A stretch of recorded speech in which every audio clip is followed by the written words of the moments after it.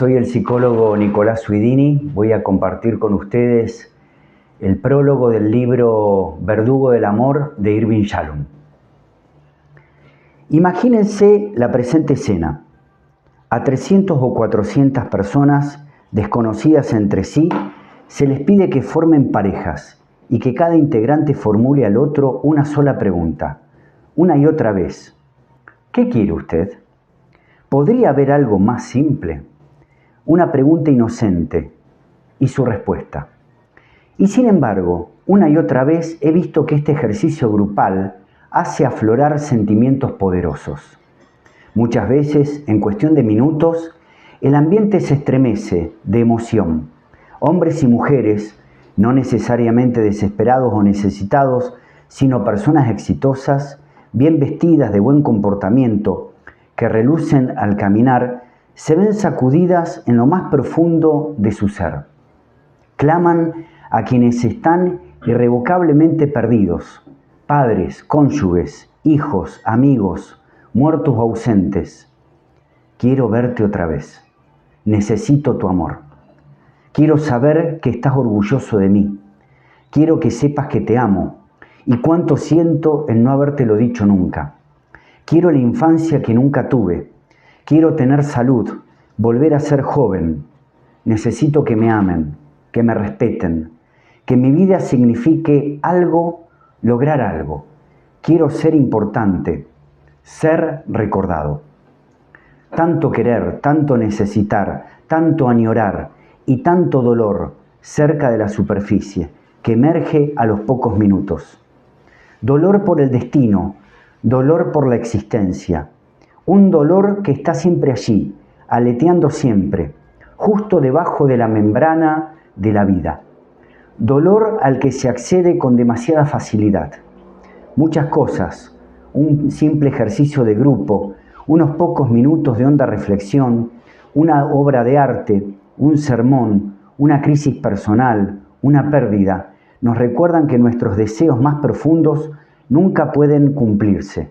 Nuestro deseo de juventud, de que se detenga el proceso de envejecimiento, que regresen los seres que se han ido, nuestro deseo de amor eterno, protección, significación de la inmortalidad misma. Cuando estos deseos inasequibles terminan dominando nuestra vida, entonces recurrimos a la ayuda de nuestra familia, de nuestros amigos, de la religión, a veces de los psicoterapeutas. En este libro cuento las historias de 10 pacientes que se volvieron hacia la psicoterapia y en el curso de sus sesiones se debatieron con el dolor de la existencia. Esta no era la razón por la cual acudieron a mí en busca de ayuda.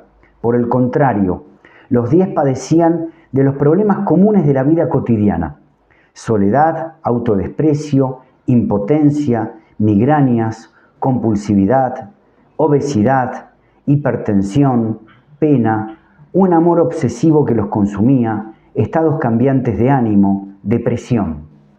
Y sin embargo, un sin embargo que se desarrolla de forma distinta en cada historia, la terapia sacó a la superficie las raíces profundas de estos problemas diarios, raíces que se remontaban al lecho de roca de la existencia.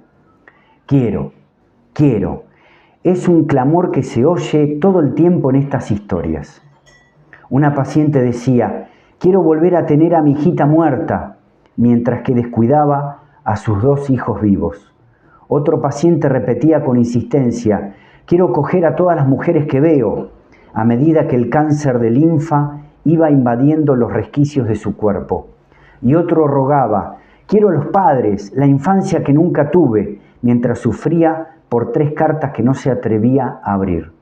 Y otra paciente, una mujer vieja, pedía ser eternamente joven, sin poder renunciar a su amor obsesivo por un hombre 35 años menor que ella.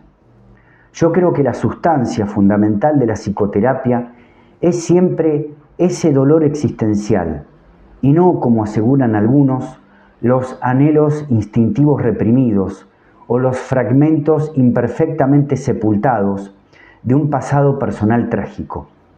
En mi terapia con cada uno de estos pacientes, mi hipótesis clínica primaria, hipótesis en la que baso mi técnica es que la ansiedad fundamental emerge de los esfuerzos, conscientes e inconscientes, de cada persona por hacer frente a la dura realidad de la vida, a los supuestos de la existencia. He descubierto que 4 de estos supuestos son particularmente pertinentes a la psicoterapia: la inevitabilidad de la muerte, tanto personal como la de nuestros seres queridos, la libertad de hacer nuestra vida a voluntad, nuestra extrema soledad y, por último, la ausencia de un propósito o sentido obvio en nuestra vida. A pesar de lo sombrío que parezcan estos supuestos, contienen las semillas de la sabiduría y de la redención. Espero demostrar en estos 10 relatos de psicoterapia que es posible confrontar las verdades de la existencia y utilizarlos para el cambio y el crecimiento personal. De estos hechos de la vida, la muerte es el más obvio e intuitivamente aparente. En una edad temprana, mucho antes de lo que creemos, nos damos cuenta de que la muerte ha de llegar y de que no hay forma de escaparle. No obstante, según Spinoza, todo se esfuerza por persistir en su propio ser. En el fondo de cada uno de nosotros se debate el perpetuo conflicto entre el deseo de seguir viviendo y el conocimiento de la muerte inevitable. Para adaptarnos a la realidad de la muerte, hacemos gala de gran ingenio con el fin de idear maneras de evitarla. De jóvenes negamos la muerte con la ayuda de la tranquilidad que nos infunden nuestros padres y los mitos seculares y religiosos. Más adelante la personificamos transformándola en una entidad, un monstruo, un personaje fabuloso o un demonio. Después de todo, si la muerte es un ente acosador, entonces puede ser posible hallar una manera de eludirla. Además, por más aterrorizante que resulte un monstruo personificador de la muerte, siempre será menos aterrorizante que la verdad, que uno lleva en las esporas mismas de su propia muerte. Más tarde, los niños experimentan con otras maneras de atenuar la ansiedad de la muerte. Desintoxican la muerte ridiculizándola, la desafían con osadía o la desensibilizan exponiéndose en compañía de sus pares y un paquete de tibias palomitas de maíz con manteca, a historias de fantasmas y películas de terror. A medida que crecemos, aprendemos a quitarnos a la muerte de la cabeza. Nos distraemos, la transformamos en algo positivo, regresando al hogar, volviendo a Dios, logrando por fin la paz. La negamos con mitos que proporcionan apoyo. Luchamos por lograr la inmortalidad mediante obras imperecederas, proyectando nuestra simiente hacia el futuro a través de nuestros hijos o abrazando un sistema religioso que ofrece perpetuidad espiritual. Muchas personas discrepan con esta descripción de la negación de la muerte. Tonterías, dicen. Nosotros no negamos la muerte. Todos vamos a morir, lo sabemos. Los hechos son obvios, pero ¿tiene sentido ocuparse de ello? La verdad es que lo sabemos y no lo sabemos. Conocemos los hechos intelectualmente, pero nosotros, es decir, la porción inconsciente de la mente que nos protege de una ansiedad abrumadora, desechamos o nos disociamos del terror asociado con la muerte. Este proceso disociativo es inconsciente, invisible para nosotros, pero nos quedamos convencidos de su existencia en esos raros episodios cuando la maquinaria de la negación fracasa y la ansiedad de la muerte estalla con toda su fuerza. Esto puede suceder solo de manera extraña, quizás 1 o 2 veces en toda la vida. Ocasionalmente sucede en momentos en que estamos despiertos, algunas veces luego de un roce personal con la muerte o cuando muere un ser querido, pero más comúnmente la ansiedad por la muerte aflora en las pesadillas. Una pesadilla es un sueño fracasado, un sueño que, al no manejar la ansiedad, falla en su papel como guardián del reposo. Si bien las pesadillas difieren en su contenido manifiesto, el proceso subyacente de toda pesadilla es el mismo. La ansiedad de la muerte escapa de sus guardianes y estalla en el plano de lo consciente. La historia, En busca del soñador, ofrece una visión única entre bastidores del escape de la ansiedad de la muerte y la última tentativa de la mente por contenerla. Allí, en medio de las penetrantes imágenes de muerte de la pesadilla de Marvin, hay un instrumento vital que desafía a la muerte, el reluciente bastón de punta blanca con el que el durmiente se debate en un duelo sexual con la muerte. El acto sexual es visto también por los protagonistas de los otros relatos como un talismán de protección contra la disminución, el envejecimiento y la proximidad de la muerte. De ahí la promiscuidad compulsiva de un hombre joven frente al cáncer que lo está matando, si la violación fuera legal, y el viejo que se aferra a las cartas amarillentas recibidas de su amante muerta hace 30 años, no vayas mansamente. En mis muchos años de trabajo con enfermos de cáncer, se enfrentan a una muerte inminente. He notado dos métodos particularmente poderosos y comunes de apaciguar los temores. Dos creencias o falsas ilusiones que otorgan una sensación de seguridad.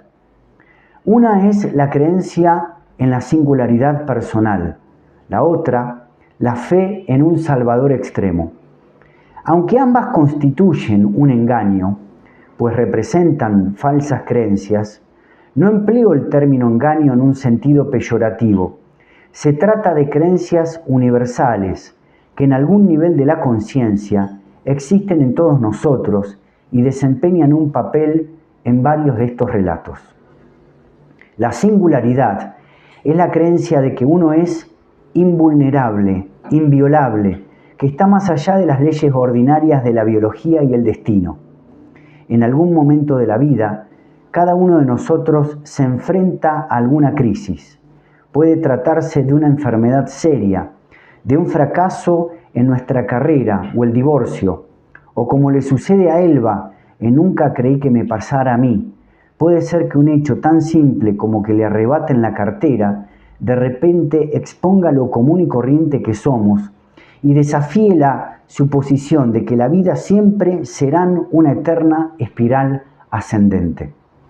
Si bien la creencia en la singularidad personal otorga un sentido de seguridad desde adentro, el otro mecanismo de negación de la muerte, la creencia en un Salvador extremo, permite que nos sintamos siempre vigilados y protegidos por una fuerza exterior. Aunque podamos tener tropiezos, nos enfermemos, aunque lleguemos al borde mismo de la muerte, estamos convencidos de que existe un servidor omnipresente que siempre habrá de rescatarnos. Juntos, estos dos sistemas de creencias constituyen una dialéctica, dos respuestas diametralmente opuestas a la condición humana. El ser humano afirma su autonomía mediante la autoafirmación heroica o busca la seguridad mediante la fusión con una fuerza superior.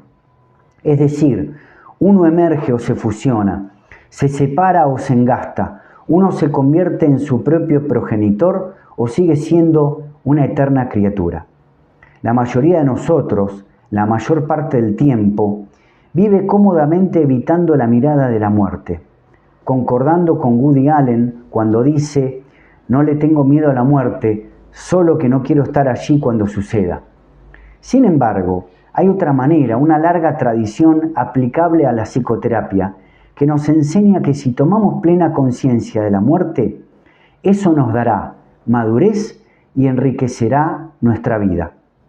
Las últimas palabras de uno de mis pacientes, en Si la violación fuera legal, demuestran que si bien el hecho de la muerte, su fisicalidad nos destruye, la idea de la muerte puede salvarnos. La libertad, otro supuesto de la existencia, presenta un dilema para varios de estos 10 pacientes. Cuando Betty, una paciente obesa, anunció que había tenido una juerga antes de venir a verme y planeaba volver a hacerlo, no bien se fuera de mi oficina, estaba tratando de renunciar a su libertad al persuadirme de que yo asumiera el control sobre ella. El curso completo de terapia de otra paciente, Telma, en El verdugo del amor, giraba en torno al tema de la entrega a un ex amante y terapeuta, y mi búsqueda de estrategias para ayudarla a recobrar su poder y su libertad. La libertad, como supuesto, parece la antítesis misma de la muerte. Si bien tememos a la muerte, por lo general consideramos a la libertad como inequívocamente positiva. La historia de la civilización occidental no ha estado caracterizada por anhelos de libertad e inclusive impulsada por ella. Sin embargo, desde una perspectiva existencial, la libertad está ligada a la ansiedad cuando sostenemos que, al contrario de la experiencia cotidiana, no llegamos ni salimos en última instancia de un universo bien estructurado, con un gran diseño eterno. La libertad implica que cada uno es responsable de sus propias decisiones, acciones, de la situación de vida de cada uno. Si bien la palabra responsable puede usarse de varias maneras, yo prefiero la definición de Sartre. Ser responsable es ser autor. Cada uno de nosotros es el autor de su propio modelo de vida. Somos libres de ser cualquier cosa, menos no libres. Como diría Sartre, estamos condenados a ser libres. Por cierto, algunos filósofos afirman mucho más, que la arquitectura de la mente humana hace responsable a cada uno de la estructura de la realidad externa, de la forma misma del espacio y el tiempo.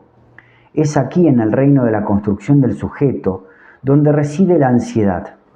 Somos criaturas que desean la estructura y nos atemoriza un concepto de libertad que implica que debajo de nosotros no hay nada, una carencia total de fundamento. Todos los terapeutas saben que el primer paso crucial de la terapia es la asunción de la responsabilidad de parte del paciente por su situación de vida. Mientras uno crea que sus problemas son causados por una fuerza o agencia exterior a uno mismo, la terapia no podrá ser eficaz. Si después de todo el problema reside allá afuera, entonces, ¿para qué va uno a cambiar? Es el mundo exterior, el amigos, empleo, cónyuge, el que debe ser cambiado o intercambiado. Y de esa manera, Dave, en No vayas mansamente, que se quejaba amargamente de haber sido encarcelado en una prisión matrimonial por una esposa guardiana, curiosa y posesiva, no pudo avanzar en la terapia hasta que reconoció hasta qué punto él mismo era responsable de la construcción de esa prisión. Como los pacientes tienden a resistirse a asumir una responsabilidad, los terapeutas debemos desarrollar técnicas para hacer que los pacientes tomen conciencia de cómo ellos mismos crean sus propios problemas. Una técnica eficaz que utilizo en muchos de estos casos es el foco del aquí y ahora. Como los pacientes tienden a recrear en la escena de la terapia los mismos problemas interpersonales que los acosan en su vida afuera, me centro en lo que está sucediendo en el momento entre el paciente y yo, más bien que en los hechos de su vida actual o pasada. Al examinar los detalles de la relación de terapia o en un grupo de terapia, las relaciones entre los miembros del grupo, puedo percibir en el acto la manera en que un paciente influye sobre las reacciones de otra gente. Así, aunque Dave podía resistirse a asumir la responsabilidad por sus problemas matrimoniales, no podía hacerlo ante los datos inmediatos que él mismo generaba en la terapia grupal. Es decir, que su comportamiento sigiloso, provocativo y elusivo activaba a que los demás miembros del grupo reaccionaran de una manera muy similar a la de su mujer en su casa. De manera parecida, la terapia de Betty en Mujer Obesa era ineficaz, mientras podía atribuir su soledad a la superficial, desarraigada cultura de California. Cuando le demostré que en nuestras horas juntos su manera de ser impersonal, cohibida y distante, recreaba el mismo ambiente impersonal en la terapia, entonces ella pudo empezar a hacer frente a su responsabilidad en la creación de su propia soledad. Si bien la asunción de responsabilidad conduce al paciente al vestíbulo del cambio, no es sinónimo de cambio. Y es el cambio lo que siempre resulta ser la verdadera fuente de la información. Por mucho que el terapeuta corteje la perspicacia, la asunción de responsabilidad y la autoactualización. La libertad no solo requiere que asumamos la responsabilidad por las decisiones de nuestra vida, sino que también postula que el cambio requiere un acto de la voluntad.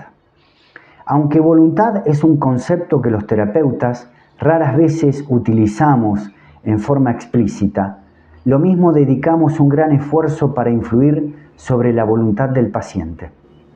Continuamente aclaramos e interpretamos, asumiendo, y es un salto de fe, pues carecemos de un apoyo empírico convincente, que el entendimiento indefectiblemente habrá de ocasionar un cambio.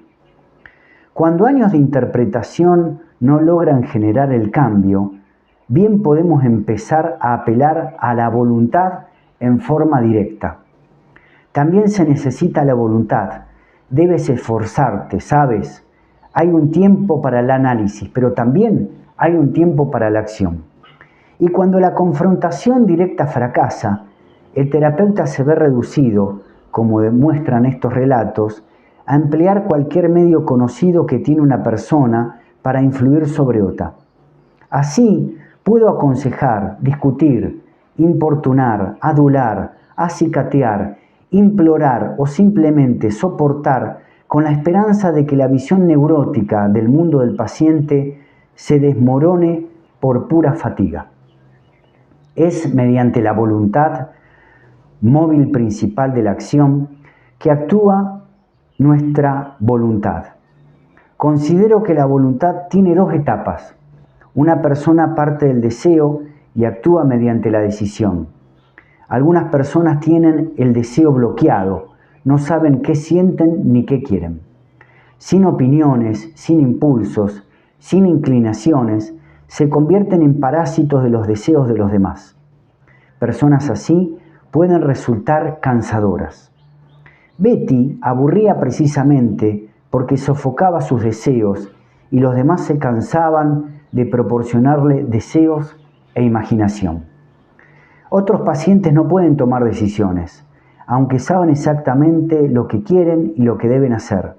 No pueden actuar y en cambio se pasean atormentados frente a la puerta de la decisión.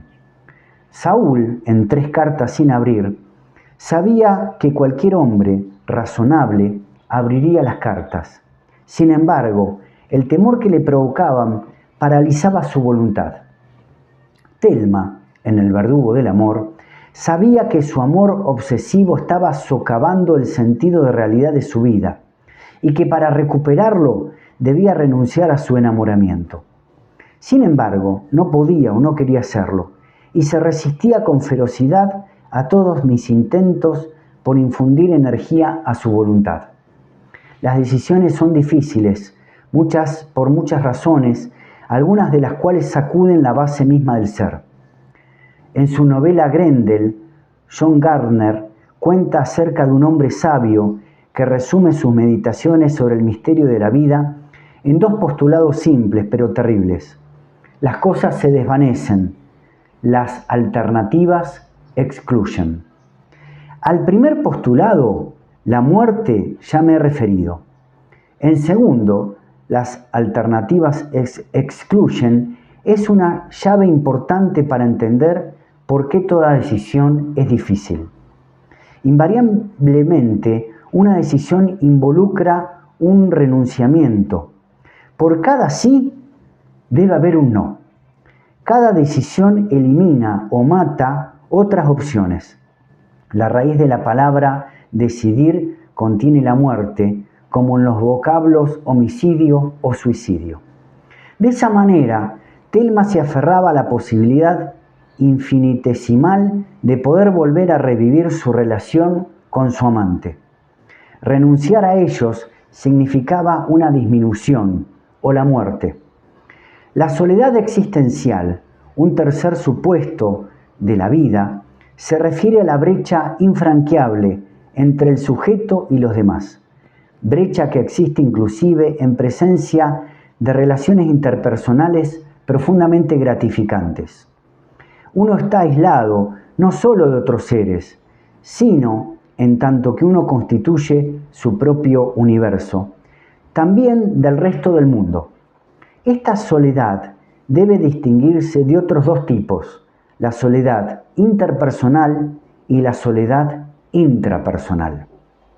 Uno siente la soledad interpersonal cuando carece de los dones sociales o del estilo de personalidad que permite interacciones sociales íntimas. La soledad intrapersonal ocurre cuando ciertas partes del yo se dividen, como sucede cuando uno separa la emoción del recuerdo de un hecho. La forma de separación más extrema y dramática, la personalidad múltiple, es relativamente rara, aunque cada vez más reconocible. Cuando se produce, el terapeuta puede enfrentarse, como me ocurrió a mí en el tratamiento de Marge, en el cuento Monogamia Terapéutica, con el desconcertante dilema de cuál de las personalidades favorecer. No hay solución para la soledad existencial, por lo cual los terapeutas deben desistir de las soluciones falsas. Los esfuerzos que realizamos para huir de la soledad pueden sabotear nuestras relaciones con otras personas. Muchas amistades o matrimonios han fracasado porque una persona, en lugar de relacionarse con la otra o interesarse por ella, la usa como un escudo contra su soledad. Una tentativa generalizada y vigorosa por resolver la soledad existencial que ocurre en varios de estos relatos es la fusión, en la cual se suavizan nuestras fronteras y nos confundimos con el otro. El poder de fusión ha sido demostrado en experimentos de percepción subliminal en el que en una pantalla se proyecta el mensaje: mamita y yo somos uno, tan rápidamente que las personas no alcanzan a verlo en forma consciente. Hace que se sientan mejor, más fuertes y más optimistas, e inclusive reaccionan mejor que otros al tratamiento de ciertos problemas, como el fumar, la obesidad o una conducta adolescente perturbada. Una de las grandes paradojas de la vida es que el tomar conciencia de uno mismo causa ansiedad. La función erradica la ansiedad de manera radical al eliminar la toma de autoconciencia. La persona enamorada que ha ingresado en un estado de arrobamiento y unión con la otra persona no se torna autorreflexiva porque el yo solitario que se cuestionaba y la consiguiente ansiedad de la soledad se disuelve en un nosotros. Así se termina la ansiedad, pero hay una pérdida del sujeto. Esta es precisamente la razón por la cual a los terapeutas no nos gusta tratar a un paciente que se ha enamorado.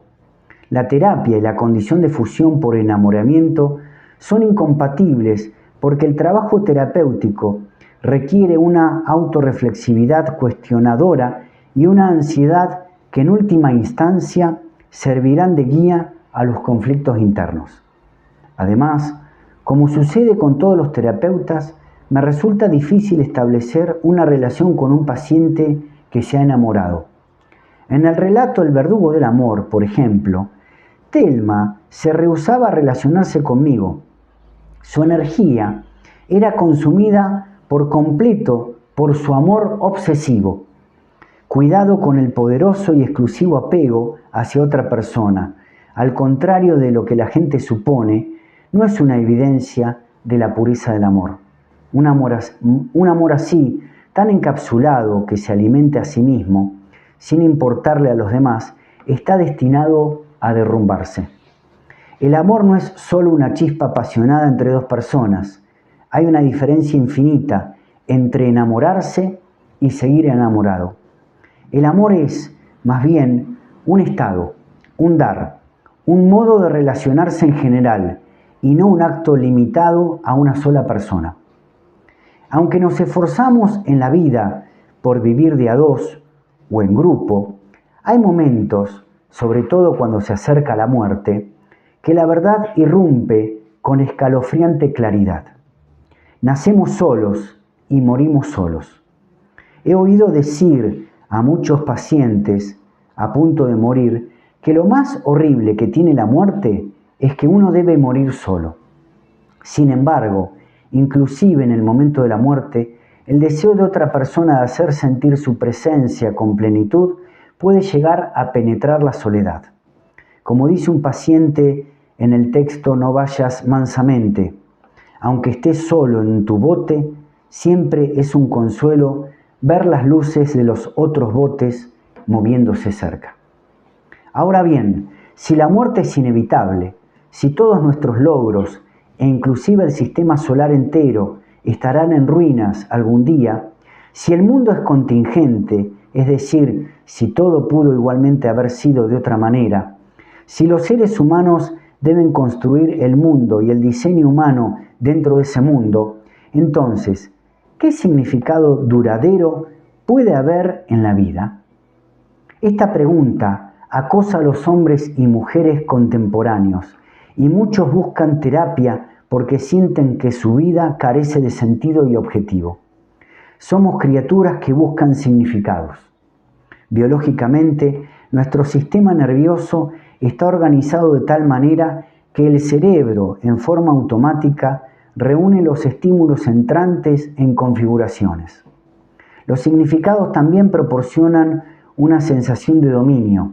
Al sentirnos impotentes y confundidos frente a acontecimientos casuales, sin pauta alguna, buscamos ordenarlos y al hacerlo tenemos la sensación de que los controlamos. Lo que es más importante, el significado da origen a valores y por ende a un código de comportamiento.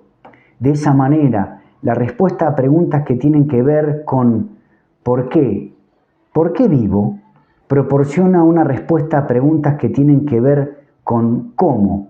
¿Cómo vivo? En estos 10 relatos de psicoterapia hay pocas discusiones explícitas sobre el significado de la vida. La búsqueda de significado, igual que la búsqueda de placer, debe ser llevada a cabo de manera oblicua. El significado surge de una actividad con significado. Cuanto más deliberadamente lo buscamos, menos probable es que lo encontremos. Las preguntas racionales que podemos hacernos acerca del significado siempre sobrepasarán las respuestas. En la terapia, como en la vida, el significado es un resultado de la ocupación y la dedicación, y es hacia allí donde el terapeuta debe dirigir sus esfuerzos, aunque no porque al estar ocupados proporciona una respuesta racional a preguntas sobre el significado, sino porque hace que estas preguntas importen. El dilema existencial, un ser que busca significado y certeza en un universo que carece de ambos, tiene tremenda importancia para la profesión del psicoterapeuta. En su quehacer diario, los terapeutas que desean establecer una relación auténtica con sus pacientes experimentan una incertidumbre considerable. El paciente que se enfrenta a preguntas sin respuesta no solo expone al terapeuta las mismas preguntas, sino que hace que el terapeuta reconozca, como me sucede en 2 sonrisas, que la experiencia del otro es, en última instancia, inflexiblemente privada e imposible de conocer. Por cierto, la capacidad de tolerar la incertidumbre es un requisito previo para la profesión. Aunque el público pueda creer que los terapeutas guían a sus pacientes sistemáticamente y con seguridad a través de etapas de terapia predecibles hacia un objetivo conocido con anterioridad, raras veces es este el caso. En cambio, como atestiguan estos relatos, los terapeutas frecuentemente se tambalean, improvisan y buscan a tientas una dirección. La tentación poderosa de lograr certeza, abrazando una escuela ideológica y un sistema terapéutico riguroso, es algo traicionero. Tal creencia puede bloquear el incierto y espontáneo encuentro necesario para que la terapia sea efectiva. Este encuentro, que es el corazón mismo de la psicoterapia, es un afectuoso encuentro humano entre dos personas, una de las cuales, por lo general, aunque no siempre, el paciente, está más problematizada que la otra. Los terapeutas tienen un rol dual. Deben observar y al mismo tiempo participar en la vida de sus pacientes. Como observador, uno debe ser lo suficientemente objetivo para dar la necesaria guía rudimentaria al paciente. Como participante, uno debe entrar en la vida del paciente. El encuentro afecta y a veces cambia al terapeuta. Al escoger entrar plenamente en la vida de cada paciente, yo, el terapeuta, no solo quedo expuesto a las mismas cuestiones existenciales de mis pacientes, sino que debo estar preparado a examinarlas con las mismas reglas de investigación. Debo asumir que saber es mejor que no saber, que aventurarse es mejor que no aventurarse, y que la magia de la ilusión, por más rica y atractiva que sea, finalmente debilita el espíritu humano. Tomo con inmensa seriedad las sálidas palabras de Thomas Hardy. Si existe un camino hacia lo mejor, este requiere una mirada plena a lo peor. El rol dual de observador y participante exige mucho del terapeuta. Y en estos 10 casos postulo para mí preguntas inquietantes. Por ejemplo, ¿podía yo esperar que un paciente que me pedía ser el guardián de sus cartas de amor se enfrentara a los mismos problemas que yo había evitado en mi propia vida? ¿Sería posible guiarlo más allá de donde yo había llegado? ¿Debía yo formular duras preguntas existenciales a un moribundo, a una viuda, a una madre que había perdido a un hijo, a una persona a punto de jubilarse, acosada por sueños trascendentes, cuando eran preguntas para las cuales yo no tenía respuesta? ¿Debía revelar mi debilidad y mis limitaciones a una paciente cuya otra personalidad alternativa yo encontraba tan seductora? ¿Podía yo formar una relación honesta y positivamente interesada con una señora obesa cuyo aspecto físico me resultaba repelente? Bajo el estandarte del autoconocimiento, ¿debía demoler la ilusión amorosa de una anciana, irracional sí, pero que al mismo tiempo la sustentaba y le daba ilusiones? ¿O imponer mi voluntad sobre un héroe que, incapaz de actuar en beneficio de sus mejores intereses, permitía que 3 cartas sin abrir lo aterrorizaran? Aunque en estos relatos de psicoterapia abundan las palabras paciente y terapeuta, no se deje confundir el lector con estos términos. Estos son relatos referidos a todos los hombres y a todas las mujeres. La calidad de paciente es ubicua. La asignación de tal etiqueta es en gran parte arbitraria y con frecuencia depende más de factores culturales, educacionales y económicos que de la severidad de la patología. Dado que los terapeutas, no menos que los pacientes, deben confrontar estos supuestos de la existencia, la postura profesional de objetividad desinteresada, tan necesaria para el método científico, resulta inapropiada. Nosotros, los psicoterapeutas, simplemente no podemos derramar comprensión y exhortar a los pacientes a que luchen denodadamente con sus problemas. No podemos hablarles de usted y sus problemas, sino de nosotros y nuestros problemas. Porque nuestra vida, nuestra existencia, siempre estará ligada con la muerte, el amor ligado con la pérdida, la libertad con el miedo, el desarrollo con la separación. Todos estamos en todo esto juntos. Bueno, hasta aquí el prólogo del libro Verdugo del Amor de Irving Yalom.